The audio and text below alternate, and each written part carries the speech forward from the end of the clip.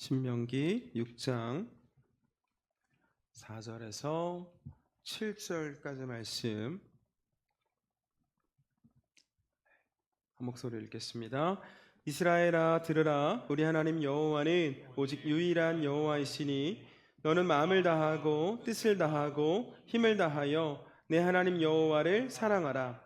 오늘 내가 내게 명하는 이 말씀을 너는 마음에 새기고 내 자녀에게 부지런히 가르치며 집에 앉았을 때에든지 길을 갈 때에든지 누워있을 때에든지 일어날 때에든지 이 말씀을 강론할 것이며. 아멘.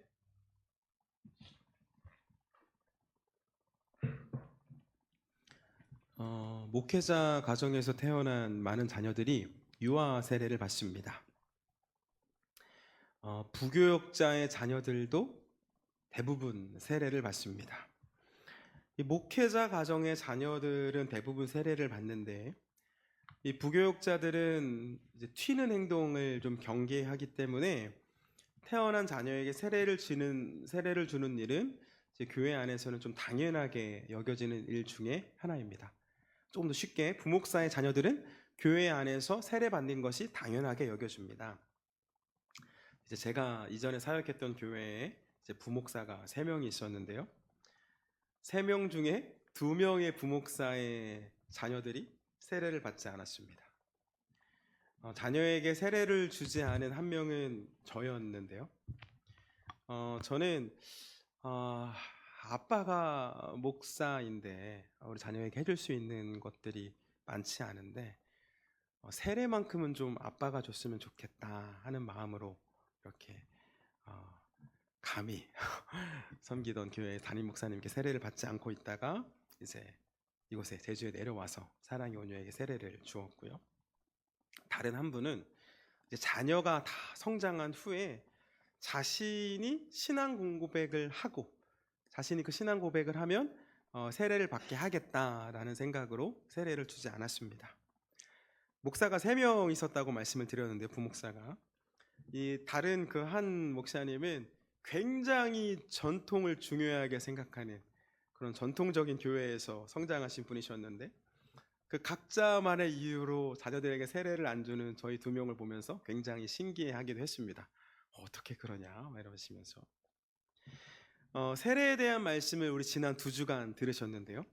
여러분들의 생각은 어떠신가요? 이 유아 세례의 문제로 네덜란드 교회가 갈라지기도 했습니다.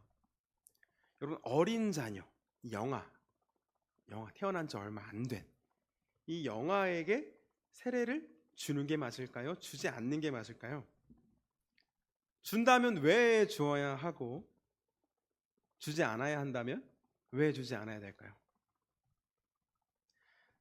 저와 함께 예배하고 성경을 공부하는 여러분들은 남들이 다 주니까 우리 아이도 세례를 줘야지 하는 게 아니라 이 세례가 어떤 의미인지를 정확하게 알고 자녀들의 세례를 기도하며 결정하셨으면 좋겠습니다.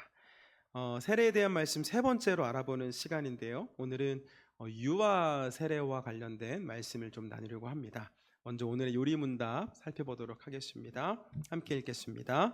눈으로 보이는 물로 씻는 행위가 실제로 죄를 씻어냅니까? 아닙니다. 오직 예수 그리스도의 피와 성령만이 우리를 죄에서 깨끗하게 하십니다. 왜 성령은 세례를 가리켜 중생의 씻음과 죄의 씻음이라고 하십니까? 하나님이 그렇게 말씀하실 충분한 이유가 있습니다. 하나님은 물이 몸의 더러운 것을 씻어내듯이 그리스도의 피와 성령이 우리의 죄를 씻는다는 사실을 알려주기 원하십니다. 하지만 더 중요한 이유는 하나님이 이 거룩한 징표를 통해 우리의 몸이 씻기는 것처럼 영적으로 영혼이 죄로부터 진정 깨끗하게 되었음을 확신시키기 원하신다는 것입니다. 유아들도 세례를 받아야 합니까? 그렇습니다. 어른들처럼 유아들도 하나님의 언약 안에 있는 하나님의 백성입니다. 그리스도의 피를 통한 속죄, 그리고 믿음으로 역사하시는 성령은 어른만큼이나 유아들에게도 약속되어 있습니다. 그러므로 유아들도 언약의 상징인 세례를 받음으로써 그리스도의 교회에 속하게 되고 믿지 않는 자들의 자녀들과 구별됩니다. 구약 시대에는 할례가 그런 기능을 했지만 신약 시대에는 세례로 대체되었습니다. 아멘. 세례에 대한 말씀을 이제 오늘로 마지막이고요. 다음 주부터는 이제 성찬에 대한 말씀을 나눌 건데, 이 세례에 대한 말씀을 중요한 것만 한 번 더 복습하고 유아 세례에 대한 말씀으로 좀 넘어가면 좋을 것 같습니다. 여러분, 세례는 내가 구원받은 하나님의 자녀가 되었음을 믿음의 공동체 앞에서 공포하는 것, 곧 선언하는 일이다라고 말씀을 드렸습니다. 이때 내가 구원받았다라는 것은 나의 모든 죄가 예수님의 보혈로 모두 씻김을 받고 하나님과 같이 거룩하게 된 상태, 이 상태가 구원받은 것이라 말씀을 드렸죠. 우리는 하나님과 같이 거룩하게 되어서 하나님께로 가까이 갈 수 있고, 그렇게 하나님께서 허락해 주시는 영원한 하나님의 나라를 유업으로 받는 겁니다. 여러분, 이 구원은 믿음으로 받죠. 결혼식을 한 커플이 혼인신고를 통해서 법적 부부가 되는 것처럼 구원은 세례식이 아니라 오직 믿음, 예수님께서 날 대속하셨다는 믿음으로 구원을 받고, 또 내가 예수님을 믿고 구원받았음을 세례를 통해 선언하는 겁니다.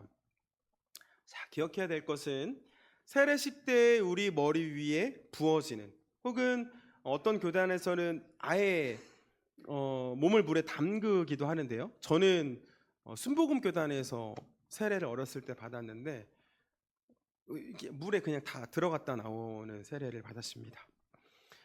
이 물을 통해 우리의 죄가 씻어지는 게 아니다라는 사실이죠. 우리 오늘 말씀 책갈피로 좀 해두시고요. 신약 성경 마가복음 16장 한번 찾아보겠습니다. 마가복음 16장 16절 말씀.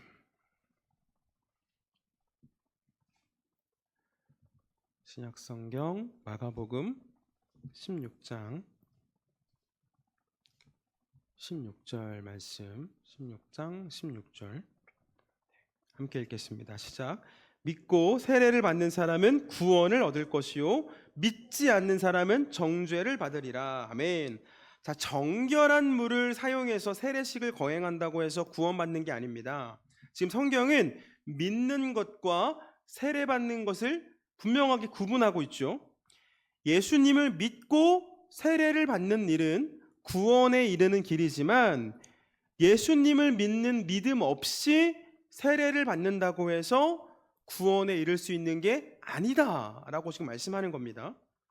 한 번 더, 우리의 죄는 물이 아니라 예수님의 보혈로 씻어지기 때문인 거죠. 우리 지난 두 주간의 말씀을 나눈 것처럼 우리의 죄는 오직 예수 그리스도의 보혈로 씻어지고, 성령님께서는 그 사실이 믿어지도록 돕습니다.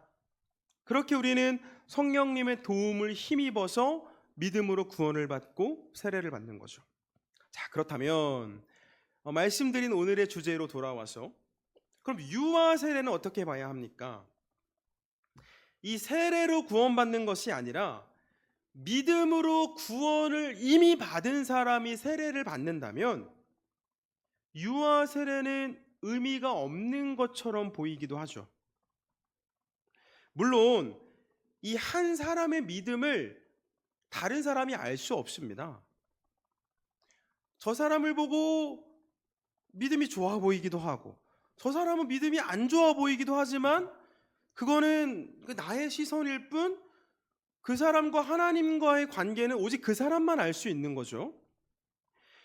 이 아이가 엄마 뱃속에서부터 예배를 드려서 믿음이 생겼다라고 볼 수도 있겠지만 사실 말도 잘 못하는 이 아이들에게 예수님에 대한 믿음이 분명히 있다고 보기는 어렵죠. 그죠? 아무리 뱃속에서부터 예배를 드렸다고 해도 이 아이가 정말 응애 하는 아이가 나는 예수 그리스도의 보혈로 나의 죄가 다 씻김을 받았습니다 라고 믿음을 고백하는 것, 마음속으로 믿음을 고백한다고 생각할 수가 있겠습니까? 어렵죠. 그러면 우리가 지난 시간 동안 우리가 나눈 말씀대로 생각을 해보면 유아 세례는 하는 것보다 하지 않는 것이 성경적으로 교리적으로 더 맞아 보입니다. 신앙 고백이 없기 때문에. 반복해서 말씀을 드리는 것처럼 내가 구원받았다는 것을 믿음의 공동체 앞에서 선언하는 시간이 세례인데, 이 1살, 2살 먹은 영아, 그 유아들에게 예수님으로 인한 죄사함의 은혜가 나에게 있습니다 라는 그 믿음이 있다고 기대하기는 힘들기 때문이죠. 그럼에도 저는 저희 아이들에게 세례를 주었고요, 저희 성도님들의 자녀들에게 세례 줄 것을 권면하고 있습니다. 다른 교회에서 다 세례를 주니까 우리 교회에서도 유아들에게 세례를 준다, 이것은 아니겠죠. 그렇게 생각 없이 목회하고 있지는 않습니다. 그렇다면 우리 교회를 포함한 오늘날의 많은 교회들이 아직 믿음을 고백하지 못하는 그 어린이들에게 세례를 주는 이유가 뭘까요? 자, 구약 시대를 좀 생각해 보면 언약 백성들은 그 하나님의 자녀들에게 할례 의식을 행했죠. 이와 같은 일은 이 자녀를 내가 언약 백성으로 키워내겠다라는 부모의 의지가 담긴 결단의 행위였고, 그렇게 자녀는 그 언약 백성원들의 그 공동체의 한 명의 일원이 되어서 그들과 함께 믿음 생활을 하며 자라났습니다. 공동체 안에서 함께 예배하고 말씀을 보면서 하나님을 배우고, 또 하나님께서 우리 민족에게, 우리 가족에게, 우리 공동체에게 어떤 은혜를 주시는지를 배우며 자라났다라는 거죠. 자, 마찬가지입니다. 오늘날의 유아 세례 역시 이 영아나 유아의 믿음이 아니라 부모의 믿음으로 받습니다. 그래서 세례를 하기 전에 교육을 하는데 성인 세례자들은 직접 와서 세례 교육을 받지만 유아, 영아 세례의 경우에는 부모가 세례 교육을 대신 받는 거죠. 예수님을 믿고 구원받은 백성이 된 그 부모는 내 자녀 역시 구원받은 백성으로 길러내겠다, 키워내겠다라는 결단으로 믿음의 공동체 앞에서 자녀에게 세례를 주는 겁니다. 이 자녀가 세례를 받음으로써 세례를 받지 않은 다른 아이들과 구별된 삶을 살게 하겠다는 부모의 결단인 거죠. 자, 그렇기 때문에 여러분, 유아 세례는 이 신앙 교육과 분리되어서는 안 됩니다. 유아 세례를 받았어도 신앙 교육이 되지 않아서 그 아이가 믿음이 없는 사람으로 자라난다면 그때의 세례는 그 아이에게 어떠한 영향도 주지 못합니다. 아무런 영향이 없습니다. 그러나 세례받은 이 아이를 부모와 또 교회의 그 식구들이, 교회 공동체가 신앙으로 길러내서 예수님의 사람으로 자라나게 한다면 그 세례는 이 아이가 구원받을 수 있도록 하는 그 길이 되고 구원을 돕는 역할을 하는 거죠. 자, 이 일에서 중요한 것은 여러분, 자녀의 신앙 교육을 그 자녀의 부모에게만 맡겨서는 안 된다라는 겁니다. 세례는 믿음의 공동체 앞에서 받는 거죠. 이때 믿음의 공동체원들에게 그 아이의 신앙에 대한 같은 책임이 주어지는 겁니다. 당신은 당신 자녀 알아서 잘 키우고 나는 우리 자녀 알아서 잘 키우겠습니다, 이게 아니라는 거죠. 교회에서는 이게 아니라는 거죠. 자, 이곳에는 아직 자녀가 없는 분도 계신데, 내게 자녀가 있는 것과 없는 것 상관없이 우리 교회에서 자라나는 이 아이들이 신앙으로 자라나도록 할 책임이 우리 모두에게 있다는 겁니다. 아프리카 한 속담에 이런 말이 있습니다. 한 아이를 키우는데 온 마을이 필요하다. 우리 아이를 키워보신 분들은 좀 공감하실 것 같아요. 정말 육아는 보통 일이 아니죠. 요즘같이 참 바쁜 현대 사회에서는 더더욱 좀 어려운 것 같습니다. 우리 사회를 보면 그게 그 통계로 드러나죠.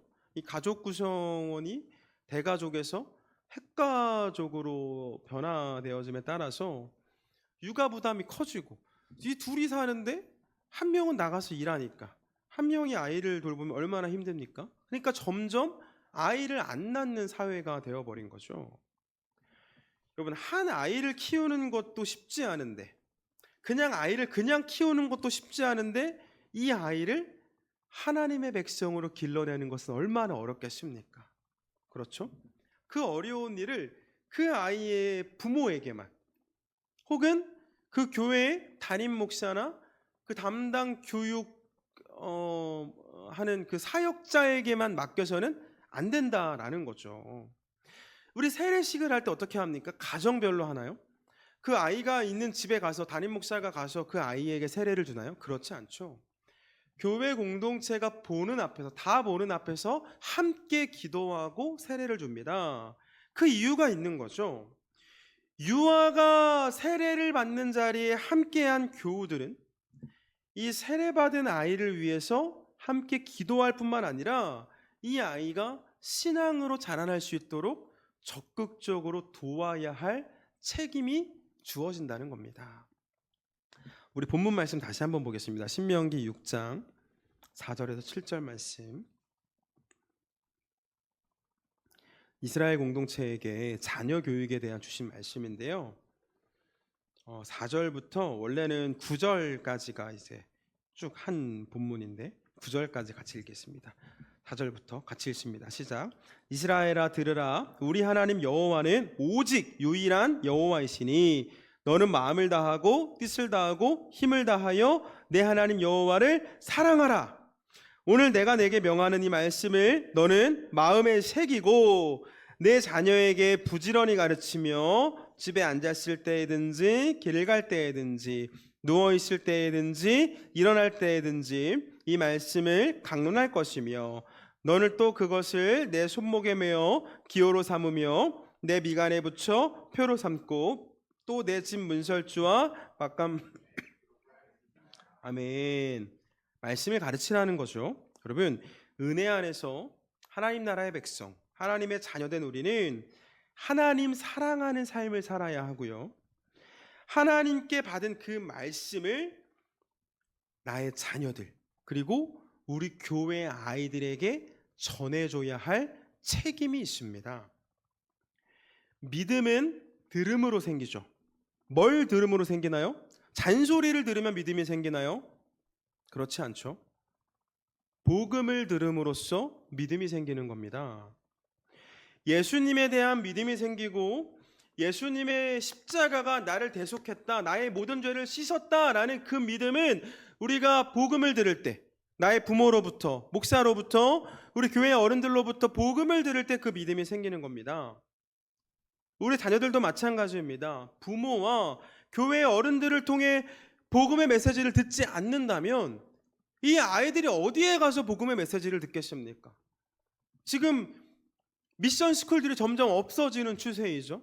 학교에서 종교적인 가르침 전하면 난리가 나는 시대입니다. 부모님들을 통해서 교회에 와서 예수님 소리를 듣지 않으면 어디서 이 아이들이 예수님에 대해서 배우겠습니까? 지난주에 이 청소년 센터에서 사역하는 선배를 만나서 잠깐 식사하며 대화할 일이 있었는데요. 그 센터에 들어오는 아이들, 이 센터에 들어오는 아이들은 부모님과 함께 살 수 없는 형편에 있는 아이들이 센터에서 생활하는 건데요. 청소년들인데. 그런데 이 아이들의 부모님들 중에는 교회 다니는 사람들이 참 많다고 합니다. 그런 아이들이 센터에 와서 이런 이야기를 하는 거죠. 우리 부모님 교회 열심히 다녀요. 그런데 저를 맨날 때려요. 우리 부모님 교회 열심히 다녀요. 그런데 맨날 싸워요. 이와 같은 가정에서 자라나면 어릴 때 세례받은 게 무슨 소용이 있겠습니까? 교회가 지긋지긋하게 느껴지겠죠? 예수님의 사랑이 가짜처럼 느껴지지 않겠습니까? 눈에 보이는 부모로부터 사랑을 받지 못하는데, 눈에 보이는 우리 교회 어른들로부터 내가 사랑받지 못하는데 눈에 보이지 않는 하나님의 사랑을 이 아이가 어떻게 할 수 있겠습니까? 교회도 마찬가지 아닐까요? 그 학생의 말을 이렇게 바꾸어서 말해볼 수 있을 것 같습니다. 우리 교회 엄청 부흥했어요. 그런데 어른들은 맨날 싸워요. 우리 교회 이웃들 굉장히 잘 섬겨요. 그런데 교회 학교에는 관심이 없어요. 이러면 안 되겠죠. 여러분, 유아 세례는 부모와 또 이 공동체의 신앙으로 약속하는 시간이기 때문에 세례 자체만으로 이 아이가 구원받은 자녀가 되었다라고 말할 수 없습니다. 이 아이가 신앙 공동체 안에서 믿음으로 잘 자라나서 스스로 신앙을 고백할 때, 내가 예수님을 믿습니다라고 고백할 때 그 사람은 하나님의 자녀가 되고 성령의 사람이 되는 거죠. 감사하게도 우리 교회에는 아이들이 참 많습니다. 하나님께서 우리에게 소중한 선물로 주신 이 아이들인데, 여러분, 이 선물이 정말 진정한 선물이 되기 위해서는 우리에게 책임이 뒤따른다는 것을 기억하셨으면 좋겠습니다. 우리와 한 공동체를 이루는 우리 아이들 한 명 한 명을, 우리 청소년들도 마찬가지이죠. 이 자라나는 이 어린이 청소년들을 기도와 사랑으로 섬겨낼 때 이 아이들은 그 영혼이 구원받는 그 한 사람이 될 뿐만이 아니라 그냥 그 아이가 영혼 구원받는 것으로 끝나는 게 아니라 말씀으로 자라날 때 이 아이는 하나님께 붙들린 사람이 되어서 이 시대를 변화시키는 놀라운 사람이 될 수도 있는 거죠. 여러분, 이를 위해서 먼저는 은혜 안에서 구원받은 우리가 먼저 바로 서야 합니다. 복음을 전할 수 있는 가장 좋은 방법은 삶이죠. 삶. 복음을 붙잡고 말씀을 붙잡고 살아가는 삶. 말씀을 붙잡는 삶을 통해, 하나님께서 기뻐하시는 삶을 통해 우리는 살아계신 하나님을 증거할 수가 있습니다. 저 사람 보니까, 우리 부모님 보니까, 우리 목사님 보니까, 우리 교회 집사님들 보니까 하나님 살아계시는 게 분명하다. 이것을 알 수가 있는 거죠. 자, 그 후에는 이 믿음이 연약한 아이들을 위해서 기도해야 하겠죠. 저절로 되는 건 없습니다. 자라나는 우리 아이들을 위해서, 우리 자녀들을 위해서, 우리 자녀뿐만 아니라 우리 교회 아이들을 다 내 자녀처럼 생각하면서 그 아이들을 위해 기도할 때, 아이들뿐만이 아니죠. 믿음이 연약한 지체들이 얼마나 많습니까? 교회 안에. 그 믿음이 연약한 분들을 위해 기도할 때, 기도의 씨를 뿌릴 때 하나님께서는 우리에게 귀한 열매를 허락해 주실 줄 믿습니다. 자, 마지막으로 우리 여성분들은 잘 아실 텐데, 사랑은 말하지 않고 표현하지 않으면 의미가 없잖아요. 그죠? 말하고 표현할 때 그게 사랑 아닙니까? 자, 어떤 교회에서는 막 청년들이랑 이야기하다 보면 막 장로님들만 보면 막 스트레스를 받는데요. 왜 그러냐고 물어보면 막 자꾸 만날 때마다 결혼 언제 할 거냐고 물어보고, 막 남자친구는 뭐 하고 머리 색깔은 왜 그러냐고 자꾸 이렇게 말하니까 어른들 만나는 게 불편하다는 겁니다. 여러분, 교회의 아이들이 교회의 어른들을 불편해해서는 안 되겠죠. 아이들이 싫어하는 관심, 부담스러워하는 관심이 아니라 좋아하는 관심을 좀 줘야 하지 않겠습니까? 뭐 예를 들면, 너무 쉬운 예를 들면 뭐 간식과도 같은, 그죠? 수민 이번 주에 중간고사 잘 봤니? 몇 점 받았니가 아니라, 몇 등 했니가 아니라, 잘 봤니 하면서 이렇게 공부하다가 이렇게 커피 사 먹어, 이렇게 좀 커피 이렇게 쿠폰 같은 것도 하나씩 줄 수 있고, 그죠? 우리 아이들에게 이번 주에 받아쓰기 시험 잘 봤니? 수고했다. 과자 좀 먹어. 이렇게, 이런 다양한 방법으로 이 아이들에게 관심을 주고 내가 너를 사랑하고 있음을 전할 수가 있는 거죠. 사랑하는 여러분, 하나님 앞에 선 우리가 기도하며 우리에게 주어진, 우리 공동체 안에 있는 이 영혼들을 사랑으로 섬겨낼 때, 한 아이가 바로 서고 그 한 아이가 하나님의 말씀으로 바로 설 때 이 땅이, 이 제주와 표선 땅뿐만이 아니라 온 열방이 변할 수 있다라는 그 사실을 기억하셔서 하나님께서 우리에게 주신 그 선물이 진짜 선물이 되게 하는 삶을 살아가는 저와 여러분, 그리고 우리 교회가 되기를 주님의 이름으로 축원합니다.